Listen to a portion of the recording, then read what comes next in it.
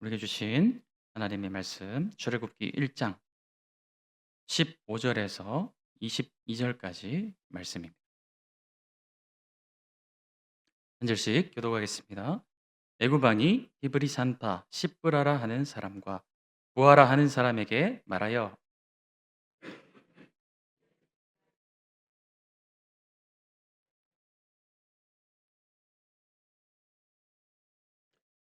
그러나 산파들이 하나님을 두려워하여 애굽 왕의 명령을 어기고 남자 아기들을 살린지라.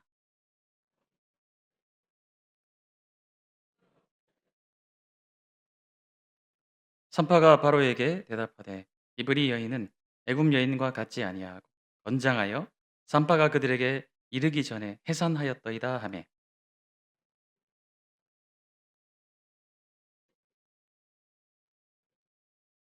그 산파들은 하나님을 경외하였으므로 하나님이 그들의 집안을 흥왕하게 하신지라.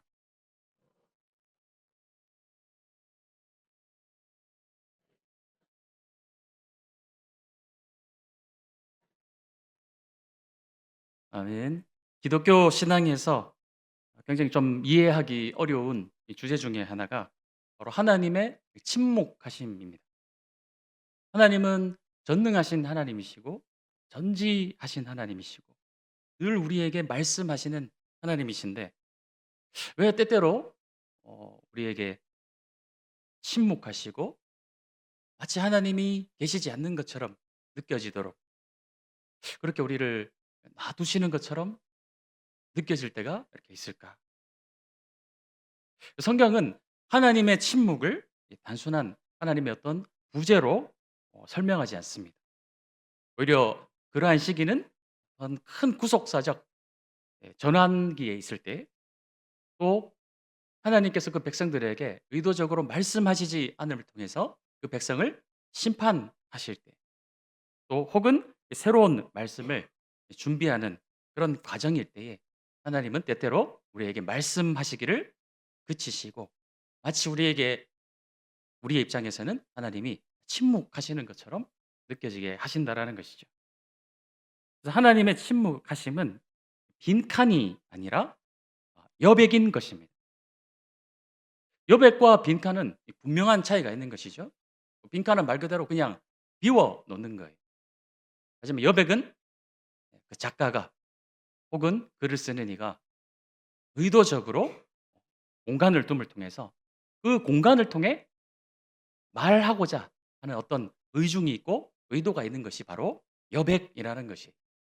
빈칸은 그냥 비워져 있습니다. 별 의미가 없는 것이죠. 그러나 여백은 의도적으로 비워 놓는 것을 의미하는 것입니다. 성경에서는 연대를 알 수 없는 때를 제외하고 이 400년간 하나님께서 전혀 말씀하시지 않는 때가 딱 두 군데 등장을 하는 것이에요. 한 군데는 우리가 너무나도 잘 알고 계시죠? 말라기 이후로 예수님이 이 땅에 오시기까지 이 400년간의 암흑기를 보내게 됩니다. 그 긴 암흑의 끝에 예수님께서 이 땅에 오심을 통하여 다시 말씀이신 하나님이 이 땅에 오셔서 우리에게 직접 말씀하시기를 시작하신 것이죠. 또 한 군데는 어디일까요? 또 한 군데 400년 동안 하나님께서 전혀 말씀하시지 않아서 아무런 기록이 남아 있지 않은 곳이 있어요. 오늘 본문 말씀 우리가 읽었습니다. 창세기에서 출애굽기로 넘어올 때 400년간 기록이 없어요. 그래서 야곱의 가족이 애굽으로 넘어와 가지고 요셉이 죽고 난 이후에 400년의 시간을 아무런 하나님께서 말씀하시지 않고 보내다가 오늘 드디어 이 출애굽기가 기록이 되어져 있는 것입니다. 신구약 중간기 400년과 마찬가지로 하나님께서는 이 기간을 어떤 기간으로 보내시느냐? 바로 하나님의 구원을 위한 빈칸이 아니라 여백의 시간으로 두시는 것이죠. 이 기간 하나님은 무엇 하셨을까요? 아유, 그동안 열심히 창세기부터 쫙 그냥 열심히 일하셨으니까 출애굽기 넘어오기까지 400년 동안 좀 쉬어야 되겠다. 하나님께서 그냥 쉬고 계셨을까요? 아니라는 것이죠. 하나님은 쉬지 않고 그 기간 동안 구원의 역사를 준비하시며 열심히 일하고 계셨습니다. 그래서 이 두 여백 시간의 공통점은 마치 텅 비어 있는 것처럼 느껴지는 역사의 시간이지만 그 기간이 지나고 난 뒤에 침묵을 깨고 마침내 구원자가 나타나는 것이죠. 창세기에서 출애굽기가 되었을 때 모세가 나타났고 신구약 중간기를 보내고 난 이후에는 예수님이 구원자로 오셨습니다. 성도들의 삶의 패턴도 이와 유사한 것이 있어요. 때때로 우리 삶에 다가오는 하나님께서 왜 나에게 말씀하시지 않을까? 내가 이렇게 열심히 하나님 앞에 매달리고 기도하는데 내가 이렇게 어려운 상황이라서 하나님 이 문제를 좀 해결해 달라고 간절히 이렇게 매달림에도 불구하고 말씀을 보아도 하나님께서 내게 특별한 메시지를 주시지 않는 것 같고 기도를 해도 특별한 어떤 감동으로 하나님께 내게 말씀하시지 않는 그런 시간을 때때로 보내게 하실 때가 있다라는 것이죠. 굉장히 답답한 왜 하나님이 말씀하시지 않을까? 하나님이 왜 그냥 나를 내버려 두시는가? 최근에 이제 개봉했던 영화가 있는데 전 아직 못 봤어요. 못 봤는데 신의 악단이라는 그런 영화에서 유튜브를 보니까 여러 가지 찬양들이 쫙 나오더라고요. 거기 굉장히 제가 좋아하는 찬양이 광야라는 찬양이 있습니다. 나를 깊은 어둠 속에 목 컨디션이 안 좋아 가지고 좀 더 불러 드리고 싶었는데 유튜브로 예. 굉장히 참 좋아하는 찬양인데 그 가사 중에 왜 나를 깊은 어둠 속에 홀로 두시는지 이 어두운 밤은 왜 그리 깊었는지 광야 막 이렇게 찬양하는 그 찬양이 있어요. 혹시 잘 모르시는 성도님이 계시면 꼭 한번 들어보십시오. 굉장히 우리에게 힘을 주고 위로를 주는 그런 찬양이 되겠습니다. 그 광야의 시간이 사실은 하나님께서 우리 삶 가운데 여백으로 두시는 그런 시간이 되겠죠. 의도적으로 우리에게 말씀하시지 않고 그 기간을 의도적으로 어떤 의중을 가지시고 우리에게 그 시간을 보내게 하시는 것이에요. 그 시간이 때때로 어떤 분에게는 말씀으로 나를 새롭게 훈련시키시는 그런 시간이 될 수도 있고 일부러 응답하시지 않음을 통해서 더 하나님 앞에 간절히 기도로 매달리게 하시는 그런 시간일 수도 있겠죠. 여러 가지 관계의 훈련을 가지게 하시는 그런 시간일 수도 있을 것입니다. 하나님은 우리 삶 가운데 의도적으로 여백을 두시는 그런 하나님이시라는 것이죠. 우리가 너무나도 잘 알고 있는 사도 바울 역시도 그런 긴 광야의 시간을 보냈습니다. 갈라디아서 1장 16절 말씀부터 18절 말씀을 한번 좀 띄워주시면 우리 함께 좀 읽도록 하겠습니다. 16절, 17절, 18절 말씀 함께 읽겠습니다. 시작. 그의 아들을 이방에 전하기 위하여 그를 내 속에 나타내시기를 기뻐하셨을 때에 내가 곧 혈육과 의논하지 아니하고 또 나보다 먼저 사도된 자들을 만나려고 예루살렘으로 가지 아니하고 아라비아로 갔다가 다시 다메섹으로 돌아갔노라. 그 후 3년 만에 내가 게바를 방문하려고 예루살렘에 올라가서 그와 함께 15일을 머무는 동안 사울의 이야기를 전부라도 잘 알고 계시죠? 바울이 사울 시절에 아주 못됐습니다. 예수님 믿는 사람들을 어떻게든 다 잡아가 가두려고 이렇게 막 돌아다니다가 다메섹으로 가는 길에 살아계신 하나님의 영광을 마주했어요. 예수님이 그 빛 가운데서 사울을 찾아오셨습니다. 눈이 멀어버렸어요. 아나니아를 찾아가서 눈에 이제 안수기도를 받을 때 눈에 비늘이 벗겨졌습니다. 그 큰 은혜를 받은 것이죠. 그러면 은혜를 받은 그 즉시로 사울이 막 돌아다니면서 복음을 전하며 그때로부터 막 위대한 사도로 막 쓰임을 받았느냐? 아니라는 거예요. 어디로 갔습니까? 광야, 아라비아로 갔다라는 거예요. 아라비아 광야에서 몇 년의 시간을 보냈다고 말씀하고 있죠? 18절 말씀에 3년의 시간을 보냈습니다. 하나님은 바울을 즉시로 강단으로 보내신 것이 아니고 어디로 보내셨죠? 광야로 보내신 거예요. 그 광야의 시간 동안 바울은 그가 거듭나는 시간을 보냈습니다. 유대교에 깊이 심취하여 가지고 어떻게 하면 예수님 믿는 사람을 잡아 죽일까 했던 그 바울, 그 유대교에 심취했던 그의 어떤 모든 그 신학과 철학 사상들이 이제 그리스도인으로 다시 새롭게 복음으로 새롭게 거듭나는 그 시간, 그 시간이 바로 3년의 아라비아 광야에서의 시간을 그가 그렇게 보냈다라는 거예요. 유대교 유대인에서 그리스도인이 되었고 예수님의 제자가 되었고 사도로 거듭나는 그 시간이었다는 것입니다.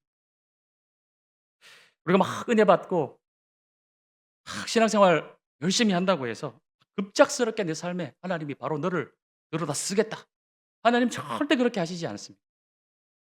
우리에게 광야의 시간을 보내게 하시고 새롭게 되는 시간을 보내게 하시고 말씀으로 훈련시키시고 연단받는 시간을 보낸 뒤에야 비로소 예수님의 제자로서 쓸만해지면 그제 쓰시는 분이 바로 우리 하나님이시라는 거예요.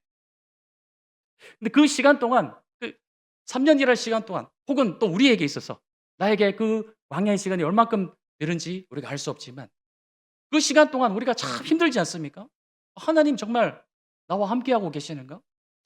내가 기도해도 응답해 주지 않고 말씀을 보아도 특별한 어떤 감동이 없는 것 같고 그런 기간들 보내다 보면은 때로 막 의심이 찾아오기도 하잖아요. 정말 하나님 정말 계신 거 맞는가? 그런 생각이 들기도 합니다. 아무 말씀도 하시지 않으니 아무런 감동도 주시지 않으니 하지만 그 시간 동안에도 하나님은 어디 계실까요? 하나님은 그 어려운 시간 가운데서도 묵묵히 우리와 함께하고 계시고 나와 동행하고 계신 분이 바로 하나님이시라는 거예요. 우리가 깨닫지 못하고 인지하지 못할 뿐이지 그 순간 가운데 하나님이 어디 계신가 하는 그 순간에도 하나님은 바로 나와 함께하고 계시고 내 심령 가운데 계시다라는 거예요. 오늘 이 말씀을 보면은 야곱의 70명의 가족들이 이 가나안 땅에서 애굽으로 요셉의 부름을 받고 내려오게 되었어요. 그 70명이 몇 명이 되었습니까? 민수기를 보게 되면 남자 장정만 60만 명이라고 말씀하고 있어요. 여성과 아이들이 숫자에 포함되지 않았기 때문에 어림잡아도 200만 명이 넘는 그런 인원이 되겠습니다. 70명이 애굽으로 건너가서 400년 만에 몇 명이 되었습니까? 대구시의 인구에 맞먹는 그런 인원으로 어마어마하게 생육하고 번성하게 되었어요. 4대 만에 큰 민족이 되었습니다. 창세기 15장 13절 말씀에 보면은 하나님께서 아브라함과 이렇게 약속을 하시는 걸 보게 돼요. 여호와께서 아브라함에게 이르시되 너는 반드시 알라 내 자손이 이방에서 객이 되어 그들을 섬기겠고 그들은 400년 동안 내 자손을 괴롭히리니. 400년이란 긴 세월 동안 이스라엘 백성들이 참 힘들지 않았을까요? 하나님 우리에게 말씀해 주시지도 않고 언제 가나안 땅으로 돌아갈지 기약도 없고 왕조가 바뀌면서 점점점 적대적인 왕조가 들어서면서 우리를 막 노예로 삼고 괴롭히는 그 와중에 하나님은 어디에 계시는가? 하나님이 없는 것 같아요. 그런 기간 가운데도 하나님은 무엇하고 계십니까? 방금 띄웠던 창세기 15장 13절 말씀에 무엇이라 말씀하고 있죠? 내 자손이 이방인에서 객이 되어 그들을 섬기겠고 그들은 400년 동안 내 자손을 괴롭히리니. 이 400년 동안 기간 동안 하나님이 하신 일은 아브라함과의 약속을 성취하고 계신 거예요. 수십 명의 인원이 애굽으로 건너가게 되겠지만 나올 때는 어떻게 되는 것입니까? 약속하신 것 같이 하늘의 별과 같이 땅의 모래와 같이 어마어마한 하나님의 백성 자손들을 이루게 하시는 그 일을 하나님은 묵묵히 하고 계신 거예요. 원망하라고 하나님 어디 있습니까? 지금 뭐 하시는 겁니까? 왜 대답을 안 해주십니까? 하는 그 와중에도 하나님은 무엇하고 계십니까? 아브라함과 약속하신 그 일을 묵묵히 이루어가고 계시는 거예요. 그분이 바로 우리 하나님이세요. 우리가 모를 뿐이에요. 우리가 하나님 아버지의 마음을 모를 뿐이지 하나님은 지금도 어떻습니까? 혹시 이 자리 가운데 그런 분이 계시나요? 하나님 정말 계시는 건 맞습니까? 왜 내가 기도해도 응답하지 않으시고 하나님 느껴지지 않아요? 하나님 어디 계십니까? 혹시 그런 분이 계십니까? 그분 가운데 하나님 지금도 함께하고 계시는 것이 잊지 않으시는 성도님들이 되시기 원합니다. 그래서 이 400년간의 여백은 하나님께서 이스라엘 백성들을 위하여 그 여백의 기간 동안 무슨 일을 하셨는가? 그리고 앞으로 장차 그 백성들 가운데 찾아오셔서 그 백성을 위해 무슨 일을 하게 되실 것인가? 그것을 기록하고 있는 것이 바로 출애굽기의 말씀이 되겠습니다. 첫 시간이라 출애굽기 첫 시간이라서 조금 더 설명을 드리면 그 야곱의 가족들이 70 명이 내려와서 애굽의 그 당시의 바로 왕을 만났을 때에 어느 땅을 달라고 했었나요? 고센 땅을 구별하여 달라고 했어요. 하나님께서 이 백성들을 따로 구별하여서 고센 땅에서 그들만 살아갈 수 있도록 어떻게 해 주셨습니까? 따로 격리를 시켜 주신 거예요. 왜냐하면 이 애굽의 문화가 너무나도 음란하고 지저분하고 우상천지인 곳이 바로 이 애굽이기 때문에 하나님은 하나님의 백성들을 따로 격리시키셔서 그 자녀들끼리 생육하고 번성할 수 있도록 이 자리를 제공을 해 주신 것이에요. 창세기 13장 10절 말씀을 보면 가나안 땅이 얼마나 매력적인 땅인가를 설명을 하고 있는데 13장 10절 말씀 함께 좀 읽도록 하겠습니다. 시작. 이에 룻이 눈을 들어 요단 지역을 바라본즉 소알까지 온 땅에 물이 넉넉하니 여호와께서 소돔과 고모라를 멸하시기 전이었으므로 여호와의 동산 같고 애굽 땅과 같았더라. 지금 무엇을 동격으로 놓고 있습니까? 애굽 땅이 어떤 땅과 같이 보였다라는 거예요? 여호와의 동산, 옛날에 그 에덴 동산 같이 느껴질 정도로 이 애굽 땅이 너무나도 인간적인 눈으로 보았을 때는, 육신적인 눈으로 봤을 때는 너무너무 매력적이고 아름다운 땅이었다라는 거예요. 그런데 그냥 확 풀어놓으면 이스라엘 백성들이 어떻게 될까요? 다 섞여버리겠죠. 민족 정체성을 잃어버리게 되겠죠. 그래서 하나님은 특별히 고센 땅을 주셔서 그들끼리 생육하고 번성할 수 있도록 해 주신 것이에요. 그럼에도 불구하고 그 순전함이, 순결성이 잘 지켜졌을까요? 그렇지 못했겠죠. 400년이라는 기간 동안 섞여 살다가 보니까 어느새 하나님을 잃어버리게 되고 애굽인처럼 되어버린 이스라엘 백성들의 모습을 우리가 어디서 발견할 수 있느냐? 광야에서 발견하게 되는 거예요. 광야에서 그들의 진면목이 그대로 드러나지 않습니까? 돌아가게 해달라, 물이 없다, 뭘 달라, 막 계속 원망하고 돌아서면 원망하는 그들의 진면목이 애굽화되어 버린 이스라엘 백성들이 어디서 나타나느냐? 광야에서 나타났다는 것이죠. 그렇게 격리를 했음에도 불구하고 애굽 사람처럼 되어버린, 하나님을 잃어버린 채로 살아가고 있던 그 이스라엘 백성들, 또 하나님은 그들을 버리시지 않으시는 거예요. 그럼에도 불구하고 400년이라는 기간 동안 하나님은 비록 침묵하셨지만 아브라함과 하셨던 그 약속을 묵묵히 하나님은 신실하게 지켜나가고 계셨다라는 것입니다. 애굽이라는 둥지를 두시고 그 안에서 이스라엘로 생육하며 번성하도록 말씀하신 것을 반드시 지키시는 하나님을 우리가 이 창세기와 출애굽기를 넘어가는 이 400년의 시간 동안 발견하게 되는 것이, 우리가 하나님의 자녀가 되고 그리스도인이 되었어도 사실 우리가 또 세상 속에서 이 애굽과 같은 너무나도 매혹적이고 매력적인 이 땅에서 살다가 보면 하나님으로 이 시선이 향해 있어야 되는데 자꾸만 이 땅으로 시선이 막 향해 가지 않습니까? 하나님을 잃어버린 채로 살아가고 때때로 죄를 짓고 그렇게 우리가 살아감에도 이런 배은망덕한 우리들을 하나님이 버리시지 않는 이유는 무엇일까요?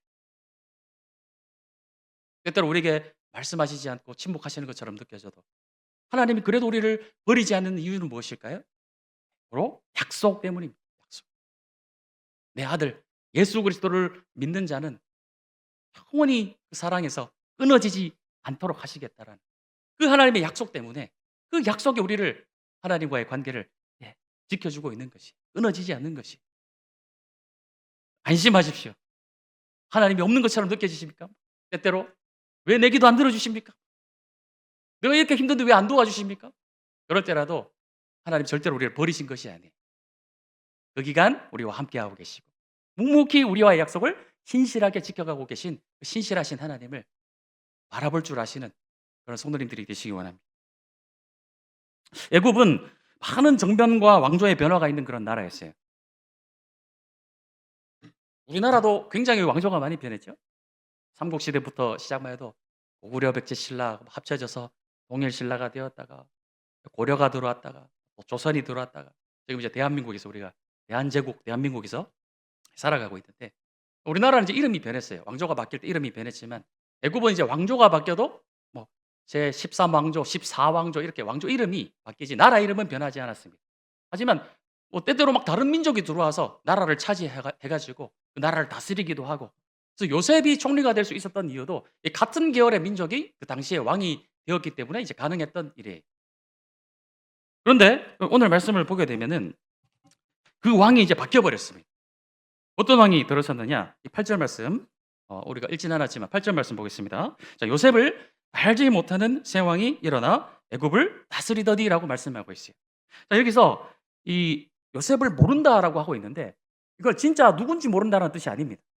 요셉을 정말 이 사람이 누군가 모른다는 그런 뜻이 아니에요. 이거는 그 요셉의 정책과 민족적 특성에 동의하지 않는 사람이라는 그런 뜻이 되겠습니다. 그러니까 네가 누군지 모른다 이 뜻이 아니라 이 사람에 대해서 전혀 난 동의하지 않습니다. 왜냐? 왕조가 바뀌어버렸기 때문에. 그 이전의 왕조들이 행하던 일을 왕조가 바뀌게 되면 말살시켜 버리잖아요. 그런 뜻이 되겠습니다. 우리가 이제 상대를 무시할 때도 어떻게 하나요? 야, 당신이 지적으로 누군지 모른다 이 뜻이 아니라 네 모른다. 무슨 뜻일까요? 무시해 버린다 그런 뜻이 되겠죠. 바로 이 왕이 바로 그런 왕이 되겠습니다. 그래서 요셉을 모른다라는 것은 이 요셉의 어떤 정책과 요셉의 어떤 사람됨에 대해서 동의하지 않는다. 동의하지 않은 그런 왕이 일어났다라는 것이죠. 그래서 그 민족에 대해서 굉장히 적대적인 왕이 일어났다라는 그런 뜻이 되겠습니다. 그래서 그런 왕이 어떤 일을 행하게 되느냐? 9절에서 10절에 아주 이제 이중적인 악한 모습이 나타나는 것이죠. 9절에서 10절 보면 그가 그 백성에게 이르되 이 백성 이스라엘 자손이 우리보다 많고 강하도다. 자, 우리가 그들에 대하여 지혜롭게 하자. 두렵건대 그들이 너무 많게 되면 전쟁이 일어날 때에 우리 대적과 합하여 우리와 싸우고 이 땅에서 나갈까 하노라. 무서우면 이 백성들이 막 강해가지고 데리고 있기 무서우면 어떻게 해야 돼요? 빨리 내보내줘야 되는데 내보내기는 또 싫은 거예요. 왜냐? 이 어마어마한 인력이지 않습니까? 노동력으로 부려먹을 수 있는 어마어마한 인력. 무섭기는 무서워서 데리고 있기는 참 힘든데 그런데 또 내보내자니 이 어마어마한 값진 노동력을 또 잃기는 싫은 것이 아주 이중적인 모습을 보여주는 것이죠. 이 말씀을 보면서 좀 생뚱맞은 적용일 수도 있겠지만 우리나라에 들어와 있는 수많은 그 외국인 노동자들이 좀 생각이 났어요. 우리가 이제 갈수록 인구가 줄어가지고 많은 이제 외국 분들이 들어와가지고 물론 자신들을 위해서 일을 하는 거지만 그분들이 또 결국 우리나라에 들어와서 일을 해줘야 우리나라 이 경제가 돌아가지 않습니다. 농촌에는 그런 외국인 노동자가 없으면 돌아가지 않고 특히나 좀 어려운 그 소규모 회사 같은 경우에는 또 사실 그런 노동력이 굉장히 귀한데 요즘은 이제 그래도 그런 부분들이 굉장히 많이 개선이 됐지만 제가 20살쯤 되었을 때 이 방위산업체에서 일을 했었어요. 지게차를 만들고 막 용접하고 그런 공장에서 일을 했는데 외국에서 들어온 노동자들이 꽤 많이 있었습니다. 너무너무 좀 못 살게 굴더라고요. 무시하고요. 잘 못 알아듣는다고 막 막말을 하고요. 굉장히 막 좀 자기들이 하기 싫은 일, 구질구질한 일 그런 일들만 막 시키고 혹시나 오해하지 마. 지금 이제 우리 사업주분들께서 계실 수도 있는데 지금은 그런 것들이 굉장히 많이 개선되고 굉장히 서로 존중해 주고 또 노동법이 잘 되어 있어 가지고 그런 일들이 많이 이제 개선이 되었지만 불과 한 20년 전만 해도 얼마나 그 외국인 노동자들에 대해서 무시하고 막대하고 그렇게 했는지 모릅니다. 굉장히 이중적이죠. 자신의 필요를 위해서 고용해서 쓰면서 아주 그 귀하게 대해 줘야 되는데 그 사람들에 대해서 그렇게 막 무시한다라는 것은 아주 좋지 못한 그런 일이 아니겠습니까? 그래서 우리나라가 회개해야 될 부분들이 그런 부분인 것 같아요. 지금도 혹시나 그런 일들이 현장에서 일어나고 있다면 우리가 한국 교회를 위해서 이 나라를 위해서 기도할 때 그런 부분을 기도해야 되지 않겠습니까? 앞으로 점점 더 많은 외국인들이 우리나라 가운데 유입되게 될 텐데 사실 지금 이 선교지이지 않습니까? 우리가 꼭 이제 비행기를 타고 배를 타고 나가야 선교지가 아니라 이제는 우리가 창문 밖 윈도우가 창문 밖에 나가면 거기가 선교지가 되었어요. 그 외국인 노동자들이 우리나라에 들어와서 있는 기간 동안 그들에게 우리가 잘 대해주고 복음을 전해서 그들이 언젠가 고국으로 돌아가게 되었을 때 그들이 선교사로 돌아가는 것이 그게 아니라 우리나라에서 아주 좋지 못한 악한 모습을 보고 돌아가게 되면 그 사람이 혹시 크리스찬이다 어떻게 되겠습니까? 하나님을 저주하게 되는 것이죠. 아무튼 이 바로 왕은 아주 이중적인 그런 모습이 나타나는 것이 무섭기는 무서운데 보내기는 싫고 그래서 자기가 하는 일이 무엇입니까? 자, 10절 말씀에 자 우리가 그들에 대하여 지혜롭게 하자. 지혜롭게 하자. 이렇게 애를 쓰는데 그런데 그 지혜롭게 하는 일이 한계가 있죠. 하나님이 하시는 일을 아무리 인간이 지혜로 짜내도 막을 수가 없는 것이에요. 그래서 어떤 결과가 나타나느냐? 12절 말씀해 보면 그러나 학대를 받을수록 더욱 완성하여 퍼져나가니 애굽 사람이 이스라엘 자손으로 말미암아 근심하여 이렇게 말씀하고 있습니다. 그러니까 학대도 바로가 하고 지혜도 자기가 짜내는데 근심도 누가 하고 있습니까? 자기가 하고 있는 거예요. 이게 세상 사람들의 약한 모습이라는 것입니다. 하나님을 대적하는 자들의 모습이 바로 이와 같은 거예요. 지혜를 짜내고 어떻게 하면 하나님 없이 우리가 살아볼까 하지만 결국 그들 마음 가운데 돌아오는 것은 근심뿐이라는 것이죠. 그것은 진정한 지혜가 아니라는 것입니다. 그러자 더욱 이 백성들을 어떻게 하면 억압하고 누를 수 있을까? 더 괴롭힙니다. 그것도 모자라니까 그래서 생각해낸 아주 악한 방법이 바로 남자 영아들을 살해하는 방법을 생각해내는 것이죠. 이때 등장하는 것이 바로 15절 말씀에 이브리 산파 시브라와 부하가 되겠습니다. 이 당시에 이 산파라는 직업은 굉장히 사실 하층민들의 직업이었어요. 안 그래도 직업 자체도 하층민 직업인데다가 또 이 성별로 하면은 여성이 되겠죠. 이게 더악인 거예요. 여성이 안 그래도 숫자에도 끼지 못할 만큼 굉장히 이제 취급을 받지 못하던 그런 시절에다가 거기에 더해서 직업도 산파, 굉장히 이제 천대시 받던 그런 직업이니까 이 사람들이 어떤 사람들입니까? 굉장히 사실은 사회적 약자 중에서도 약자인 사람들이었어요. 그러니까 바로가 얼마나 악하냐? 이용해 먹으려고 하니까 누구를 이용하는 것입니까? 가장 약한 것 중에서도 약한 사람을 뽑아가 가지고 데리고 와 가지고 아무런 저항도 할 수 없는 도무지 그냥 시키는 대로 할 수밖에 없는 그런 어쩔 수 없는 사람을 데려다가 이 악한 일을 시키고 있는 거예요. 강한 사람에게 강하고 약한 사람에게 약해야 되는데 정반대인 것이죠.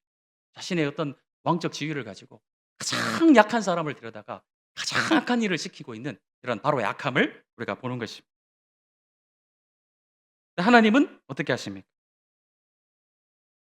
아무런 힘도 없고 연약한 이 여인들을 하나님께서 사용하셔서 크신 구원의 역사를 이루어 가시는 하나님을 우리가 이 또 출애굽기 말씀에서 보는 것이죠.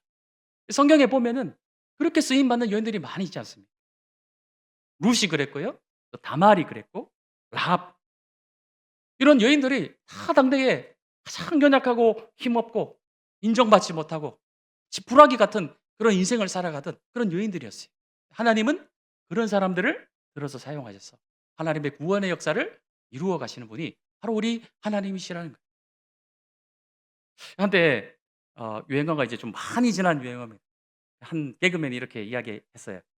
1등만 기억하는 더러운 세상 막 이렇게 한 적이 있었습니다. 정말로 그런 것 같아요. 세상은 2등도 기억해 주지 않는 2등 하기도 너무 어려운데 정말로 1등만 기억하는 그런 세상이 참 우리가 살아가고 있는 각박한 세상인 것 같습니다. 세상은 정말로 그렇습니다. 그러나 우리는 그런 관점을 가지고 1등이 되어야 되겠다. 그것이 아니라는 것이죠. 하나님 나라의 관점을 가지고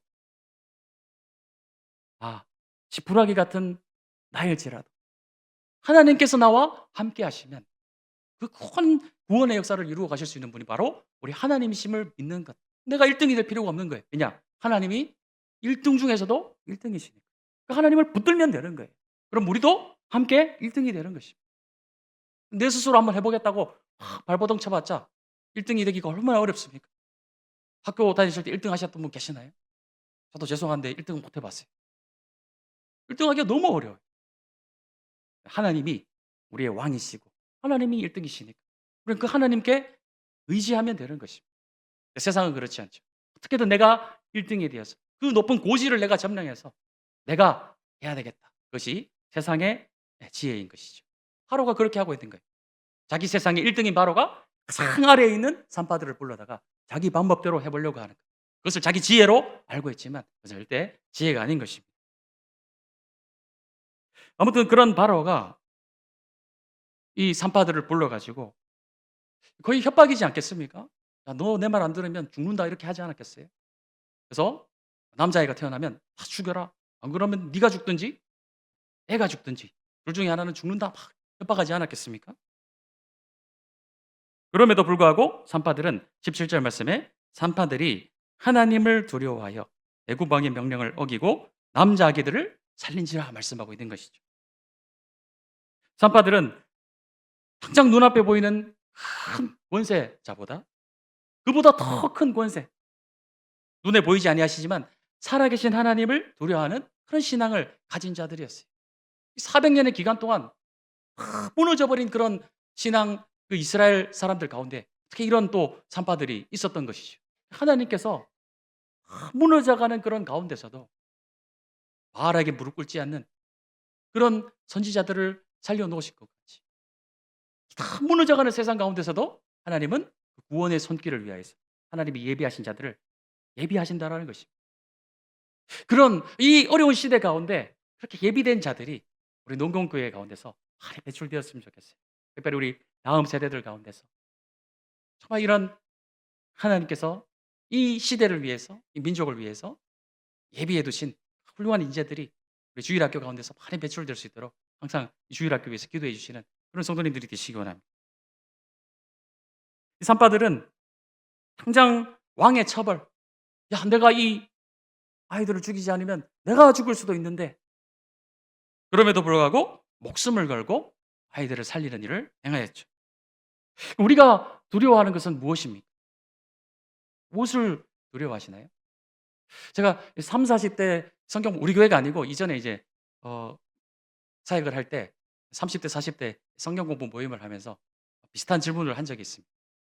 여러분이 이렇게 두려워하는 것은 누구인가요? 그러니까 한 남자 우리 집사님이 그렇게 대답하시더라고요. 저는 아내가 두렵습니다. 이렇게 얘기해요.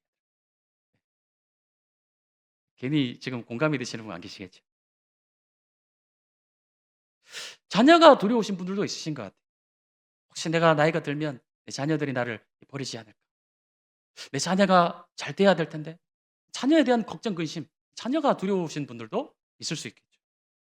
또 건강 때문에 내 건강을 잃어버릴까 봐 건강 때문에 두려워하시는 분도 있을 것이고, 또 절대 무시할 수 없는 그런 재정이 두려워서, 무서워서 내가 쥐고 있는 이 재정 잃어버리게 될까 봐 때문에 늘 두려워서 전전긍긍하시는 그런 분들도 있을 수 있겠죠. 그러나 우리가 진짜 두려워할 분은 이런 것들이 아니라 하나님이신 줄로 믿습니다. 순종이 제사보다 낫다는 말씀을 우리가 너무나도 잘 알고 있어요. 그 진정한 신앙과 믿음은 우리가 정말 이렇게 함께 모여 하나님을 영과 진리로 예배하는 것, 당연히 정말 진정한 믿음과 신앙이 되겠죠. 너무나도 귀한 것입니다. 근데 그 위에, 그보다도 어쩌면 더 중요한 것은 무엇이냐? 결정적으로 내가 무언가를 선택해야 될 순간에, 우리가 선택해야 될 순간들이 너무나도 많이 있지 않습니까? 근데 그런 선택의 여러 순간 가운데서도 정말 결정적인 순간을, 이 선택을 해야 될 순간이 있어요. 그 선택의 순간에 내가 누구를 두려워해야 되냐? 내가 누구를 생각하고 이 결정을 해야 되느냐? 사업이나 뭐 결혼이나 우리 가정에 여러 가지 여러 일들이 많이 있지 않습니까? 그런 아주 중대한 결정을 해야 될 때, 그때 내가 누구를 생각을 하고 이 결정을 해야 되느냐? 그게 무엇이냐면은 바로 순종이 제사보다 낫다라는 말씀이에요. 예배도 너무너무 중요하지만 진짜 신앙은 어디에서 결정이 되는 것입니다. 내가 중요한 것, 내 인생을 결정지을 수도 있는 그런 중요한 기로에 서 있을 때 내가 무엇을 선택하느냐? 하나님을 두려워하면서 그 선택을 하느냐? 아니면 돈을 생각하면서, 내 자녀를 생각하면서, 내 아내와 남편을 생각하면서, 아니면 그 어떤 무엇을 생각하면서 그것을 두려워하면서 결정을 짓게 된다면 그 진짜 신앙이 아닌 것이죠. 아무리 예배를 드려도 소용이 없다 말씀하시는 것입니다. 그렇게 사드락, 메삭, 아벳느고는 하나님을 두려워함으로 불길 속으로 뛰어들었습니다. 다니엘은 그렇게 하나님을 두려워함으로 인생의 중대한 그 순간에 사자굴 속으로 들어갔어요. 사랑하는 성도님들, 하나님을 경외하시면서 그 말씀에 민감하게 반응하시고 정말 결정적인 선택의 순간, 어떤 손해와 피해를 감수하더라도 하나님 말씀에 순종하시는 복된 성도님들이 되시기 원합니다. 이런 선택에 바로 화가 났겠죠. 18절 말씀을 보면 애굽 왕이 산파를 불러 그들에게 이르되 너희가 어찌하여 이같이 남자 아기들을 살렸느냐. 제가 성경책을 이렇게 읽어서 그런데 이렇게 말하지 않았을 것 같아요. 막 소리를 질렀을 것 같아요. 막 하면서 막 화가 나가지고 막 소리를 질렀을 것입니다. 얼마나 두려웠을까요? 산파들이 그 대제국의 왕 앞에 지금 무릎을 꿇고 이제 우리는 죽었구나. 근데 지금 산파가 이름이 두 사람 이름이 나와서 그렇지, 시프라 부하 두 사람 이름이 나와서 그렇지, 그 인구가 지금 200만 명이지 않습니까? 대구 시내에 산부인과가 두 군데만 있나요? 감당 못 하겠죠? 그러니까 이들은 대표인 거예요. 산파들의 대표. 이 지금 두 사람의 운명이 곧 히브리인들 전체 산파들의 운명을 결정짓는 그런 순간이 되겠습니다. 어떻게 잘못 대답을 하면은 이 두 사람만 지금 죽고 끝나는 문제가 아니라는 거예요. 히브리 산파 모든 사람들이 다 죽을 수도 있는 그런 위기의 순간이라는 것입니다. 그런데 이들이 어떻게 대답합니까? 19절 말씀에 산파가 바로에게 대답하되 히브리 여인은 애굽 여인과 같지 아니하고 번장하여 산파가 그들에게 이르기 전에 해산하였다이다 하매. 20절에 하나님이 그 산파들에게 은혜를 베푸시니 말씀하고, 하나님을 경외하고 하나님을 두려워하니까 그 대제국의 바로조차도 하나님이 은혜 베푸신 이 산파들을 어떻게 할 수가 없는 것이죠. 우리가 하나님을 두려워하면서 결정적인 순간에 하나님을 두려워하며 선택을 하게 될 때 하나님이 그 사람을 내버려 두실까요? 그렇지 않다라는 것입니다. 지금 당장은 느껴지지 않을 수 있을지 모르겠지만 하나님 반드시 그 사람을 책임져 주실 줄로 믿습니다. 그 사람을 구원하시는 것이에요. 그것이 바로 하나님의 은혜입니다. 박해를 두려워하지 않고 의를 행한 자들은 하나님이 책임지시고 복을 주시는 것입니다. 이제 이 말을 하얀 거짓말이다, 그래도 거짓말은 거짓말이다, 그것이 아닌 것이죠. 기생 라합도 두 사람의 정탐꾼을 살리기 위해서 거짓말을 하였죠. 그것은 생명을 살리는 거짓이었어요. 그 거짓을 히브리서 말씀에서는 하나님이 옳다 하셨습니다. 하나님이 인정하시는 그런 거짓이었다라는 거예요. 왜냐? 생명의 법은 모든 법 위에 있는 법이기 때문입니다. 자신의 어떤 용역과 자신의 이익을 위해서 한 말이 아니라 사람을 살리기 위해서 한 말이었기 때문에 하나님이 그 말을 옳다 말씀하고 계시는 것이죠. 우리가 무엇을 해야 되느냐? 그 어떤 일보다도 우리의 가장 시급한 그리스도인으로서의 사명은 무엇이냐면은 바로 생명을 살리는 일이에요. 우리가 의술이 있어서 육신적으로 물리적으로 사람을 살리라는 것이 아니라 우리 주변에 있는 수많은 하나님을 모른 채 죽어가고 있는 그 영혼들을 우리가 살리는 그 일만큼은 그 어떤 일보다도 가장 시급한 일이 되겠습니다. 그 일들을 우리가 감당하게 할 때 하나님은 우리에게 어떻게 하십니까? 은혜를 베푸시는 것이에요. 오늘 말씀의 결론을 드리겠습니다. 사람을 두려워하지 않고 하나님을 경외함으로 그 말씀에 목숨 걸고 순종하기를 애쓰는 자를 하나님은 결코 그냥 두시지 않는 것입니다. 은혜를 베푸시니 21절 말씀에 보면 그 집안을 흥왕하게 하신지라 말씀하고 있어요. 사랑하는 농공교회 모든 가족, 성도님들, 모든 가정이 하나님을 경외함으로 하나님의 크신 은혜를 받고 온 집안과 가문이 믿음의 가문으로서 흥하게 되시기를 예수님의 이름으로 축복합니다.